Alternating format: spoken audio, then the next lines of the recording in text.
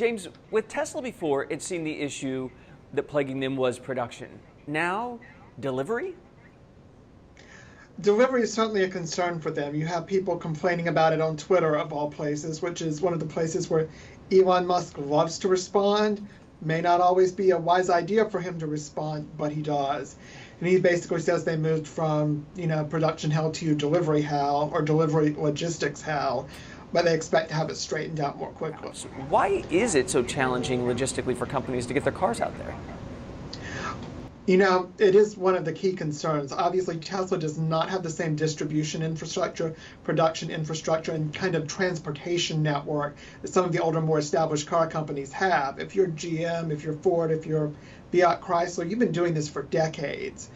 Tesla's basically been, setting this up from scratch in what, in terms of historical timeline, is the last 5 minutes. It's a very new auto company. So you have to be able to anticipate where the demand is going to be, and if perhaps you send 5 here and 2 there, but you needed the opposite, then you're in trouble.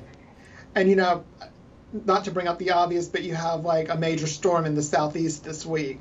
Things like that also affect distribution networks. I mean, I don't know how much of an effect it's having on Tesla per se, but these are things that slow down railroads and overnight delivery companies like UPS and FedEx. I guess their stocks are good, but every time you're hearing about them, it's Elon Musk is apparently smoking marijuana on a podcast, or he doesn't sleep, or we're in hell and no one's getting their car now.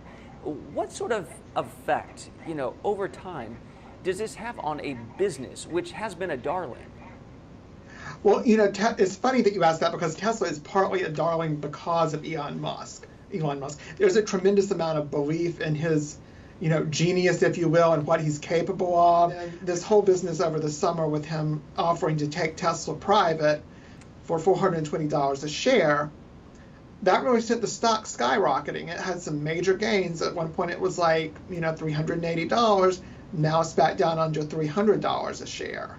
Yeah, so, and we don't even know if the SEC is still investigating that or in any real way, suspecting he was trying to pump up the stock price. We talked about the business side, the consumer side. I know if I want to buy a Ford, I can go get a Ford. Yes. How long will consumers stick around knowing the instability within this company and its CEO? It really depends on who the consumers are. I think a lot of what you've seen so far revolves around the fact that Tesla's, price point is catering to higher end consumers.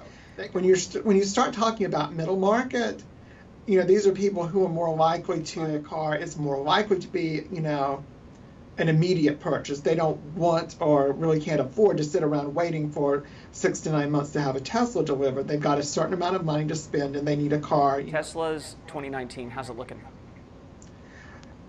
If Elon Musk can deliver on what he's promised, it should be a better year in terms of the bottom line than this year. If they don't make the third quarter profit, which would be their first profit ever, and the stock would probably take another big, downturn after that.